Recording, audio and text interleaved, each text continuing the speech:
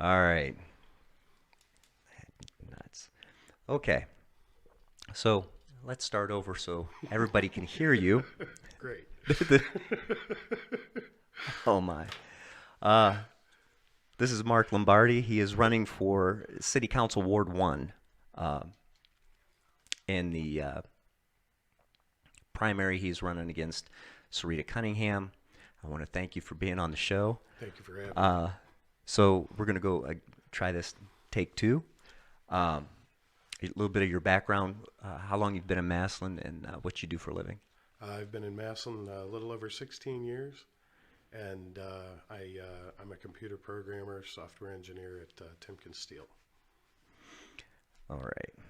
So let's talk about what got you into the political realm, as far as what made you decide, okay, it's time for me to be involved with politics.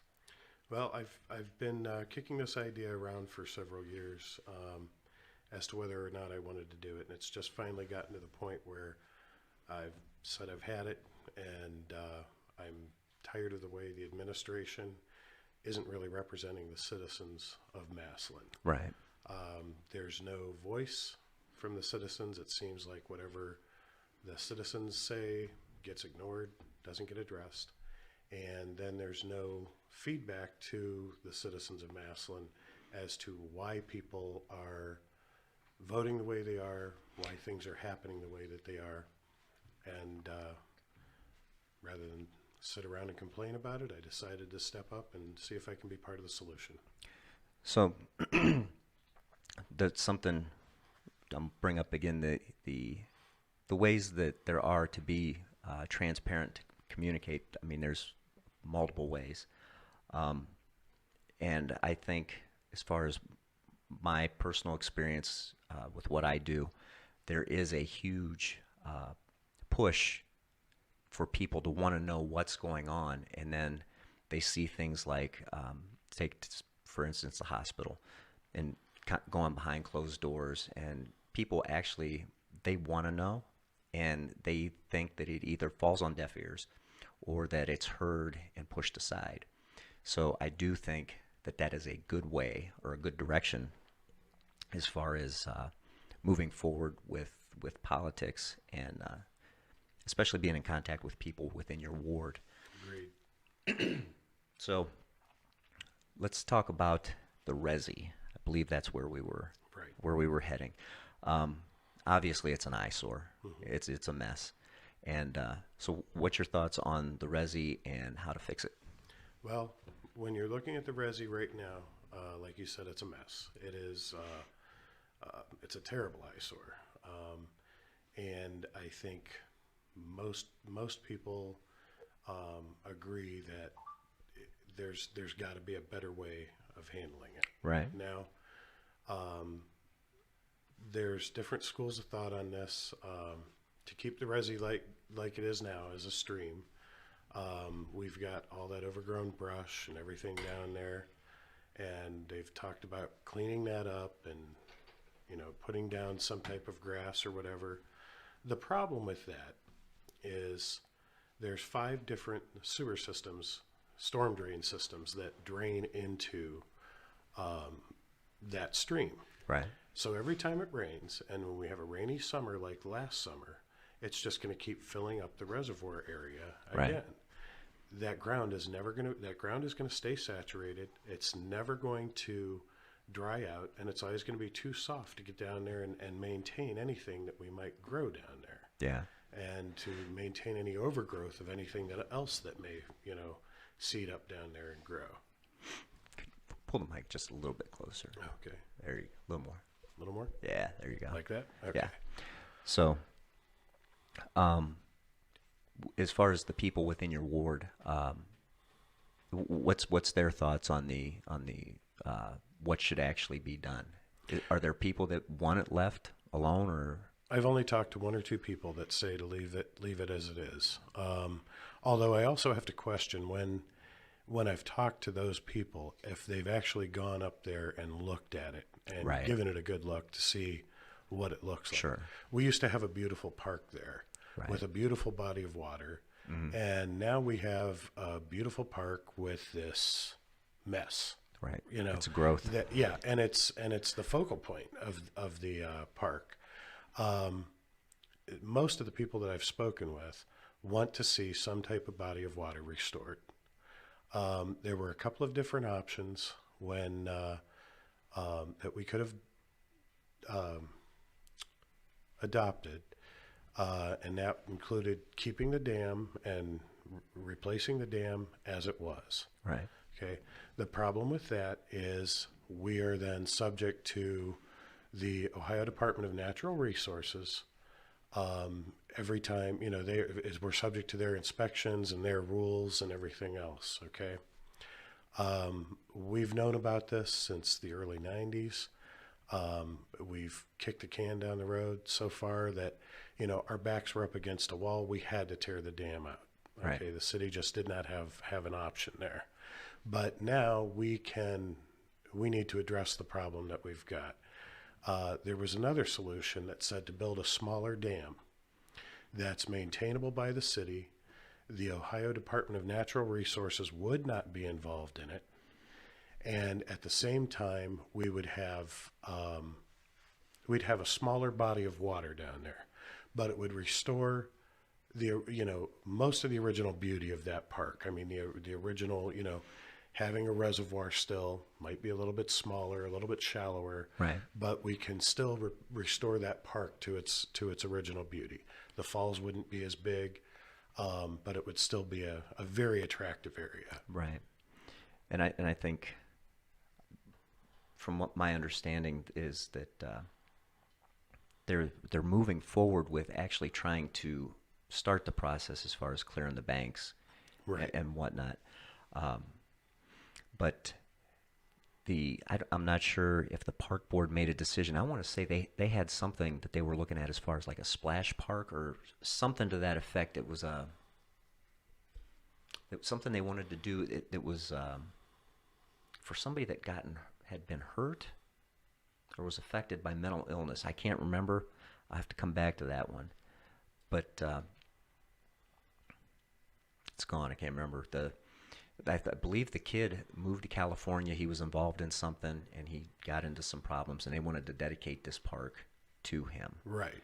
But I haven't heard anything more as far as if that's moving forward or what they're going to do with that. But let's move on to the hospital. The hospital is a hot topic. There's a lot of people that feel that Massillon should have a full-service hospital. We don't have that anymore. There was a lot of things that happened. I'll just paraphrase it. Quorum said that they were going to shut down. The city sued them to stay open for a little while. Then the city takes over the hospital, and they work out a deal with Altman. Now, there's some things that happen with Paramount in there, but that's not very relevant. But what's your thoughts on the hospital and where we should actually move from here forward? Well, at this point, the hospital's a done deal. Right. We can't move forward with anything that even resembles a hospital into that building because we've signed a 5-year non-compete agreement with Altman Hospital. Right. My thoughts are the city should have stayed out of it. Right. It was not something that the city should have gotten into. They should have let Quorum work out their own problems and let Quorum work out any deals with any potential buyers for the hospital. At this point, we stepped in. We ended up with the property, which to a lot of people that seemed like a win. Mm-hmm. But it's really not a win because now it's just a maintenance nightmare for us. Right. An expensive maintenance nightmare. $6,800 a day. Right. Very expensive. And for the fact of the matter is, if we had the population to support a hospital, Affinity would never have closed. Sure. Okay. We apparently are losing population, and you have to sit back and question why is that? Right. Okay. We are not able to support a full service hospital. Altman has stepped in and given us a solution to at least have a trauma center in the local area. And then we do have two very, very competent, very good hospitals in Canton with Mercy and Altman. So that's where we are at right now. That's what we're pretty much stuck with for right now. Right. Should things improve in Massillon, we can pull up our population, get people moving back into our city, then yes, we could probably look down the road at putting in another hospital. So let's use that as sort of a little segue into bringing new business into Massillon. Do you have any thoughts or ideas on where as far as the types of business or who should come into Massillon or how to, because if there aren't jobs, there has to be something here for the people. And that's I mean, when you look at how many jobs have left just in the time that I've worked for the city, I mean, you have what, World Kitchen, Tinnerman, Brown Lumber, MCA Sign, Washington Stainless. I mean, that Republic Steel. Republic, the hospital. And we're moving into an area where if you put the schools and local government together, that's the largest employer in the city. And that's not a really good place to be. No, it's not. So what's your thoughts on business and how to maybe make things more attractive to outlying businesses? Well, number one, what the city's been focusing on in recent years is small business development.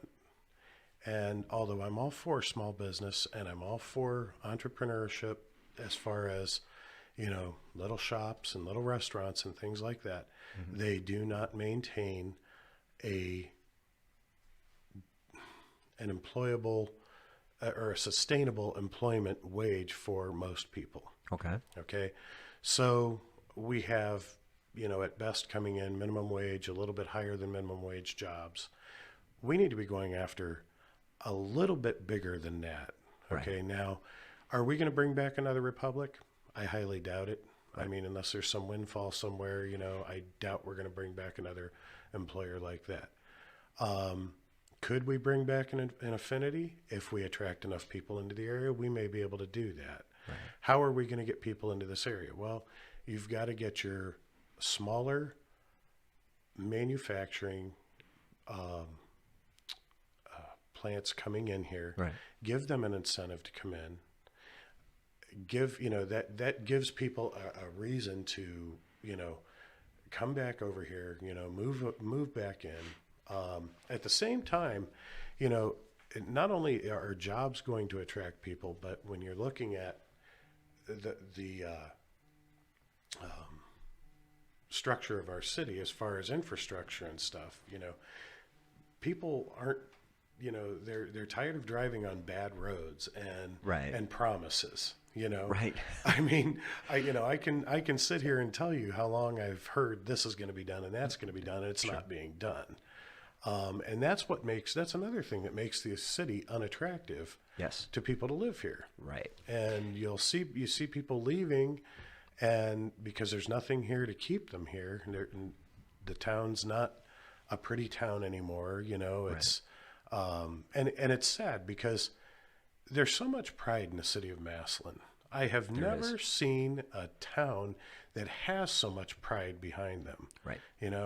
And unfortunately, people are fed up. I mean, and they've been talking and talking and talking for years, and nothing's been getting done. So now they've stopped talking. Right. And, now they're just giving up, Well, I think that, we can restore that hope. We have to go after decent manufacturers that are small manufacturers that can, come in, put in, 20 to 50 jobs, and employ people at a sustainable living wage. And that's probably what we mostly need to attract into our city. You touched on the roads, and I don't know if I should, let's talk about taxes and then we'll move into roads. So what's your view on the taxes and well, some people call them fees, but at the end of the day, they're taxes. They're taxes. Right. What's your thoughts on having that many separate taxes? Is it something that you would be willing to consolidate or take each one and look at them individually? What would you do with the I think all the taxes have to be looked at. They have to be looked at individually. I, for one, am tired of paying for streetlights that aren't working. Right. That's one thing. It's that tax was the biggest farce perpetrated against the citizens of Massillon, and here again, as far as I'm concerned, that's taxation without representation. When Yes. there was nothing that we could do about it. It was thrown onto our sewer bills, so it doesn't even look like a tax. Right. You know, if you're a homeowner and you decide to, and you've decided to amortize, not amortize, the word just left my head. I knew that was going to happen eventually. If you escrow your taxes and insurance, Right. you don't have a choice in even paying that. Right. Your mortgage company's paying it for, out of your proceeds, but they're paying it for you. Sure. And you can't even, we did not have any way of, protesting that or bringing, our thoughts and Sure. ideas towards it. So that's one tax that I just think is totally ridiculous. Right. The other thing that you just cannot do, and this is what our city has been doing for the last at least 6-7 years, we can't tax ourselves out of our problems. Right. Because as you try to tax yourself out of the problem, people get fed up and leave. Right. I'm not paying, this X amount of dollars in taxes every year, and they just get up and leave, Well, that and like I s- if government's your biggest employer, and you're taxing that high, it's not that just sustaining your highest employer. That's not going to work. Correct. I mean that just, I mean it's the math don't work. It's not Right. there. And then taxing citizens even more because they don't work in the city of Massillon. Right. So if you want to get a decent job somewhere, you have to go outside of Massillon. And when you do that, you're penalized for having done that, Right. even though there's nothing in Massillon for Massillon to offer you in competitively salary-wise. Sure. So let's touch on the road tax. That's an area where I think let's face it, it's springtime. It's Northeast Ohio. We are taxed. I'm gonna use the word heavily. Some people would disagree. And we have a specific tax for the roads and highways. We do? Yes. You wouldn't know it. Yeah, there's a lot of people upset, and rightly so. Nobody wants to hit potholes with their car. Right. I mean- Well, here's the thing. In Massillon, we have 2 seasons as far as the roads go. We have pothole season, and then we have speed bump season. Right. And then that changes back to pothole season, back again 6 months later. Right. And one of the biggest, people will see you, and they're happy to see you, and I've tried to explain this to people. By the time you're patching a hole, no matter how you do it, that's temporary. Mm-hmm. It's going to come back out. Right. And I think because there for a while we didn't resurface and we didn't patch either. It was back right after the current mayor got elected. I believe Joe Behrens was the boss at the time. We were using grindings to patch potholes. Mm-hmm. So if you put basically dirt and rocks into a pothole, the first time it rains, it goes It's gonna away. wash out. And we did that for well over a year and a half. So if you don't have a patching or a paving program, now you're behind the 8 ball. Mm-hmm. And Can I make an observation though Sure. that I've noticed? And the street department gets blamed a lot for the way our roads look, but it's not Sure. the street department's fault. First off, when I look at things, I look at Lincoln Way when we resurfaced all of Lincoln Way. Okay, up there by 27th Street down to, I believe, Wales is what we resurfaced. right, Okay. When they first did that resurfacing, there was water collecting on the sides of the roads after a rain. And they actually went through and I remember that. They cut it and they marked where the water was standing. Right. Okay. And I figured what they were doing, this is just my own personal thoughts. I thought, okay, they're actually going to hold the contractor accountable to fix that. Okay, because the water's laying down and it's not running into the storm runoff Right. drains. I saw a few of them fixed. right. Okay, I saw several of them painted on the roads. I saw a few of them fixed. Right. Okay, so we didn't hold the contractor accountable to what he was supposed to do. Okay, Right. now that's one observation. Number two, 2 years ago, I believe we resurfaced Wales from Hills and Dales down to State Street. Yes. Okay, look at that road already. It's terrible. Coming down the hill from as you're heading towards Lake, Sure. there's big potholes in there. Oh, These yeah. roads should be lasting longer than that for what we're paying.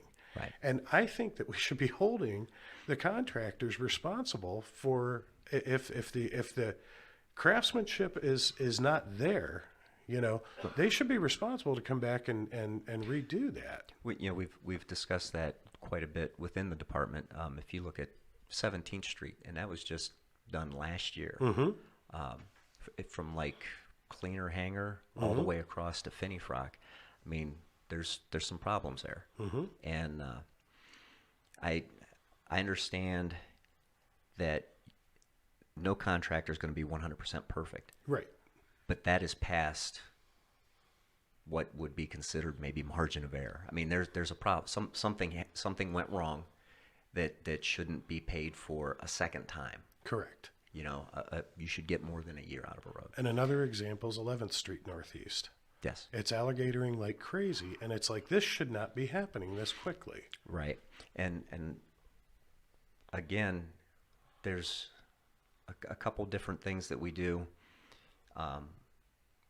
Anywhere that there's a water problem, you're going to have a road problem. Correct. And the ways that, if you take 3rd Street, for example, northwest, down by Ohio Packaging, okay, there's no control of the water down there, and it shows on the road. I mean, it's Road's bad. terrible. Right.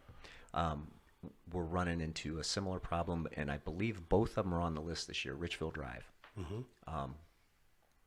But areas where, you want to understand it because they're saying they're saving money by skim coating and whatnot. But if you skim coat this year and it's bad next year, I have to question how that money's being spent. Right. And Is that a waste of money? Right. And I'm on the inside looking out, and you try to stay positive because we did get some new equipment, and I get that. I mean, our other equipment probably shouldn't have been on the road, but I believe the tax was for 5 years. Okay, at the end of 5 years, what will you actually have accomplished? And I think they're going to probably fall short of what they thought they were going to accomplish, because things that are, if you do a road and it lasts a year, it's not even going to fall within that 5-year period of taxation. Right. So I think, again, this is my personal opinion, the lack of leadership in addressing these problems is right now is a big problem. I think what's happening right now is we say, hey, look what we did on Wales, and look what we did on 11th, and all this stuff. And then when it starts falling apart, they start ignoring it again. They don't readdress it. And you can't do that. I mean, that's where somebody needs to step in and say, hey, wait a minute. We just paved this road a year ago or 2 years ago, Sure. and we really need to hold somebody accountable or get it fixed. Now, Lake Avenue, where I live, they resurfaced that 4 years ago, I want to say. Between First and the top of the hill? No, between Amherst and Wales. Oh, okay. Yeah, that's been a few years. Okay. Yeah. They resurfaced that road, and I want to say last spring, that road started to crack. Right. Okay. They went out and they sealed it all up. sealed up all the cracks, went through, sealed them all up, came back out a couple of days later and had, was resealing to make sure they didn't miss anything. The road's still in pretty decent shape. Right. There's a little pothole opened up in front of my house. That's about it. Right. Okay. We used to have a pretty extensive crack seal program. And this past year, what you're talking about, they rented a crack seal machine. And I believe the way it worked is if we bought the material, we were able to use the machine for the summer. Well, what happened is we took it out 3 or 4 times, and if you have a department that has at the time 10 guys, okay, and you have say 2 guys patching, the highway mower's out, you have a sweeper out. We do a lot of mowing. Matter of fact, they've actually taken on part-time help in the summer. So the crack seal machine's set. And we used to crack seal in the spring and in the fall. Because in the summertime, the machine that we had before, that stuff would stay hot for a pretty long time. It would get wrapped up on people's tires. Okay. They're very unhappy. But if you do it in the spring and fall, the temperature's almost perfect for it to set quick, and you can move right up a road. Right. That one kind of comes back to manpower. I think the intention last year was there when they had the machine, and then they realized, okay, we can't do that because we don't have enough people. I see. So, but a crack seal program like with what you're saying, like especially after they did South Erie, and then now this has been a few years back, but when it first started to crack, some of the guys were saying, maybe we ought to seal that because there's a brick road underneath. Some of the cracks, they're going to come back regardless. Right. But if you crack seal them, it lasts way longer. Right. And that never happened. And, well, you've been on South Erie, I'm sure. And it's not a very pleasant place to drive sometimes. No. So, but I think, and again, I'm somewhat biased. One of the reasons I spoke out against passing that tax was because of things that I'd seen, like when they passed the parks tax. There was a time where the park had the best everything. Now they have a department that has 2 full-time guys, and you have a reservoir that they don't really know what they're going to do with. Right. Fast forward, they pass a street tax, we get some new equipment, and things it's a pattern, and hopefully the right minds come together to figure out how to fix that problem as far as the taxes and maintaining the infrastructure goes. When we have tax dollars that we're collecting from the citizens, we need to do our diligence in making sure that we're spending those dollars in the best and most efficient way possible. Right. Okay. Unfortunately, I don't see that in today's government here in Massillon. I see things being passed through council unanimously that are not necessarily good ideas. And please don't ask me to come up with an example right now because I'll never be able to do it. Right. But I'm sure everybody's seen different things. You cannot keep taxing people and then wasting their money. And that's what's happening. We need fiscal responsibility. We need to go through and we need to say, hey, we have this much money coming in for streets. Okay. We have X amount of employees that we're going to have to pay in the street department. We have this going on, this going on, this going on, this going on. What's the best and most effective way to use the money that we have without wasting it? And that's going to help the roads to get better. Right. Okay. That's the only way you can do it. You know, I understand we're doing 12.5 miles of road paving this year, I think is what. Yeah. And, and I'm just kind of putting this out there to people watching. I get it. I work for the street department. If you ask me how those roads get on the list, I'm clueless. I don't know. I'm not part of that process. Because people say, can you do anything about this street? No, I can't do that. Right. You can't. Right. So something that I brought up on the last show, the southwest side of Massillon is only getting, 4 streets paved. Right. I think there's some people on the southwest side of Massillon that are pretty unhappy right now. And you can't blame them. Right. And don't But get that. I'm not saying that the other streets aren't bad. I'm saying that if you're going to tax an entire city, make sure that you spread that maybe a little more evenly. disperse the funds back to everybody, to where everybody's looking at, okay, this is something that I can get on board with. When I heard about the 12 and a half miles of road that they're planning on paving this season, it's like that's all they're doing. I mean, I know that's a lot of road when it comes to paving, but for crying out loud, when you look at the roads that that we have, and you look at Richville Drive, okay. I used to drive Richville Drive. I stopped driving it because I've had to put struts in my car twice in the last 2 years, and my struts aren't cheap. Okay, so I've gotten off of Richville Drive. I was out on Richville Drive last night in a truck, and it's like this is like driving on the moon. Same as Third Northwest. It's like driving on the moon, and it's like, why did we let them get this bad? Why did we wait so long? Because I stopped driving Richville about 2 years ago. Right. Okay. But now we're just talking about paving it. Okay. Sure. Why are we letting them get this bad? Why aren't we, looking for a solution a lot faster than what we are, and it just seems like we're sitting on our hands sometimes, going, I wonder what we can do with this money, rather than looking at it in an intelligent and an equitable fashion to say, this is what needs to be done. This is where, we need to look at the efficiency in our spending, and that in itself, having somebody looking at efficiency in the cost and the expenditure, that's going to make a big difference in our streets and in a lot of other things. Make sure I have to try and keep up with. Sometimes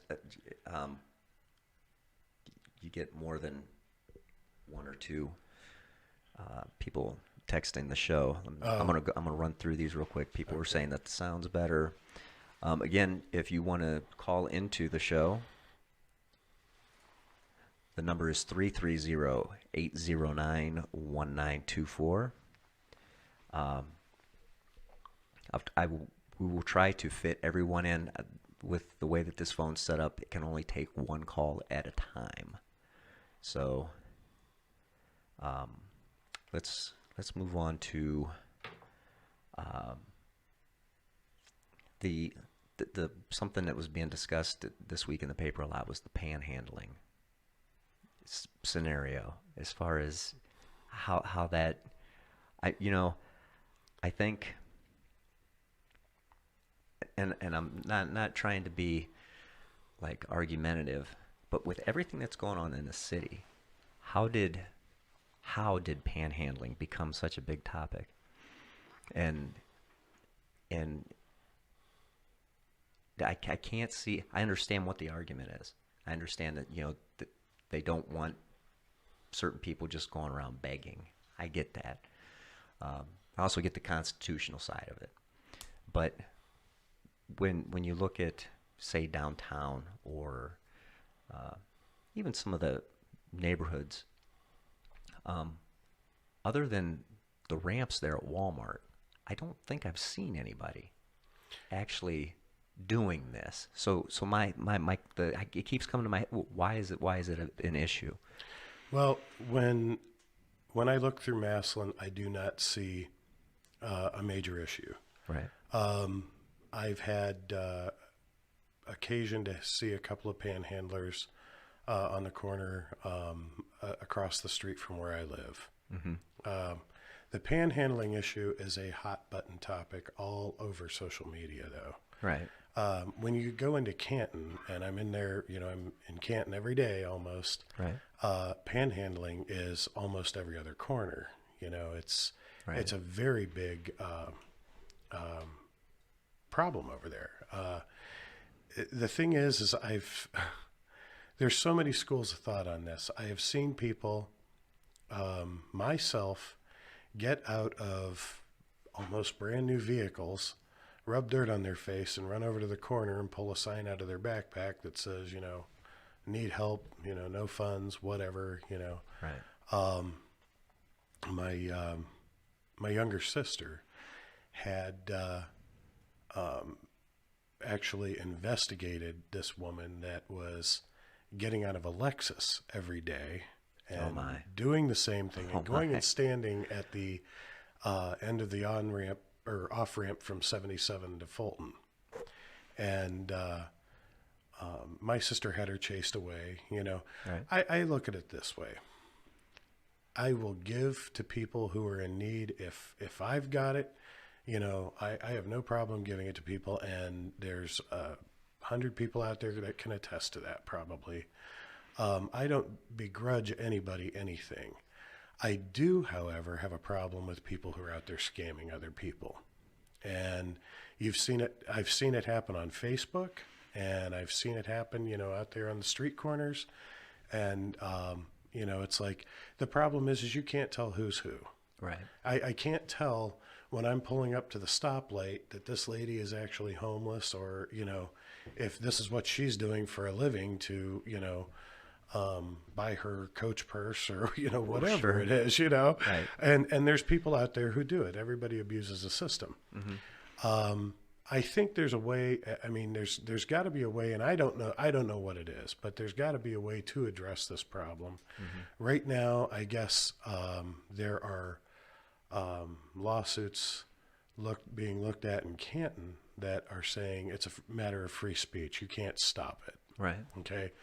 I'm not so sure that I agree with that line of thinking. I'd have to look at the constitutionality of that, Right. myself. And I haven't given that a lot of thought because that just came up in the last couple of days. I believe that right now Massillon's trying to react to it because they don't want to have the problem if it comes to here. But the Right. thing is when we don't really have panhandlers that we're pushing off the streets, I don't see that we have a problem Right. or that we're going to have a problem. Well, I was going to use that to go into to the next one is the downtown project, because there is sort of a trend that if it's done in Canton, then it's going to come to Massillon. Of course. So what's your thoughts on the downtown project? It does not need to happen. As far as I'm concerned, and I know that's a harsh statement to make, okay? Right. But as far as I'm concerned, we should not be adding anything in that we don't have a budget to maintain down the road. That's the problem that I see. We do things that we find are innovative for our town, and we're going to do this, we're going to do this. We do it, and a year later it looks like crap. Yeah. And there's no money to make it look like it used to. So why bother doing anything new? We can't maintain what we have. Let's not put in anything else that's going to cause more maintenance Right. that we can't afford. Right. And I think the maintenance side of it, when they were talking about doing this, they actually asked for some input from our department, and that was one of the big problems. I understand having wheelchair access. I mean, I think that's important. Yes. But the design of it, to have it come all the way out around into the road, if I'm plowing that street and I'm along the curb and that sticks out, something's going to give. Right. I'm either going to have to put the snow there or find a way to get that plow to go around it in a way that, I mean, trucks just, they don't do that. Right. And just the time, because I think something that should be looked at down the road is when we have projects like that, and if you have a limited workforce, a lot of times, let's say you do have the money, like right now they have a tax and whatnot, you don't have the time. Right? It'll come down to two things, time or money. And when you have one, you generally don't have the other. Right. And I think that will be a huge problem down the road, especially in the wintertime. Yes. I can see that being bad.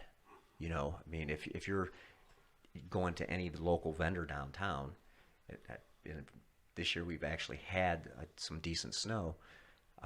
Where do you put it? I mean, eventually you're going to get into a situation where you go into snow removal, where you actually load it into a truck And carry it off. and take it somewhere. And once you get into a situation like that with this new plan that they have, time. I don't think people understand how much time that's going to take. So that's my 2 cents on the downtown project. I'm not a big fan. I think downtown could look fantastic with some very minor Yes. upgrades. Our downtown does not look bad at all. No, it doesn't. I for as old of a town as it is, I look around downtown Massillon, I see history in those buildings, and it's, and there's some architectural design that's, I think, awfully impressive. Right. There's nothing really wrong with our downtown area.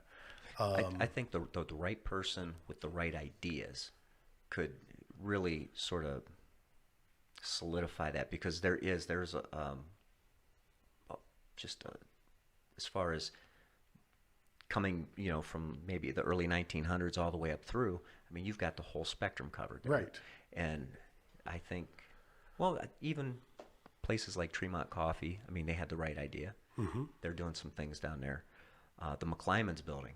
Mm-hmm. I mean, that building should not be just a first floor restaurant. Right.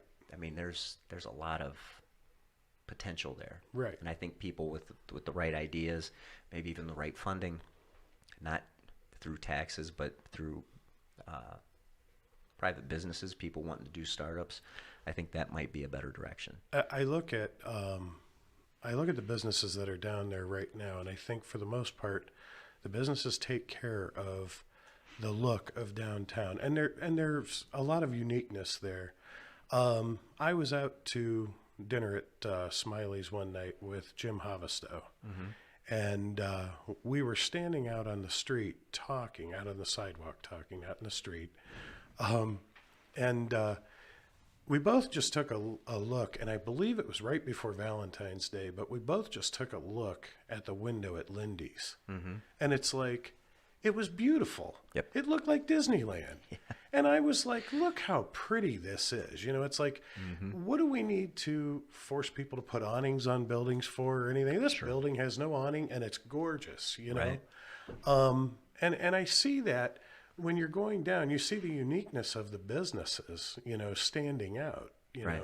There's no reason for uniformity. That just makes it harder to find a place when you're down there looking for it and you don't know what it is, if you're not familiar with the downtown area.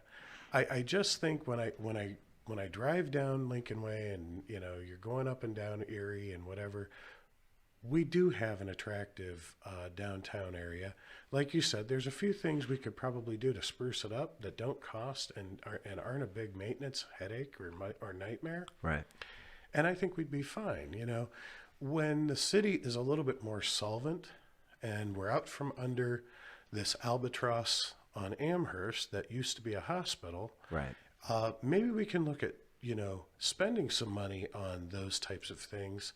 But right now, I think the city needs to worry about the elephant in the room, the Sure. roadways, the resi, the things that really matter. Those are the things that, we need to be looking into spending our money on. Sure. Do we got anything up on the... Nope. I do believe we have... Everybody is okay with the sound. Oh. So, everyone, Just give it to me. no, it's. I believe that came from one of the producers out there. Oh, okay. A small. Anyway. He's So- back there behind the glass snickering, so I imagine. So, my final question is, where do you see in the future of Massillon in, say, 5 years? Florida. Florida. So, oh my, there you have it. If we don't have any calls, I do believe I do believe that will be it. I appreciate having you on the show. It's been a really good time. I think that we should at least do it again one more time before I'd love to. the primary and moving forward. Again, if any of the other candidates are out there watching, I've emailed everybody let's see, I'll put the number up there one more time. If you want to contact me, you can call or text at 330-809-1924, or you can email me at o'malleysadventure@yahoo.com. I do not care what party you are with. I just want to have you on the show. It's been real. Yeah, thank you very much. We're going to have to do it again. Until next time, stay sharp, keep a tight shot, group, and rock on.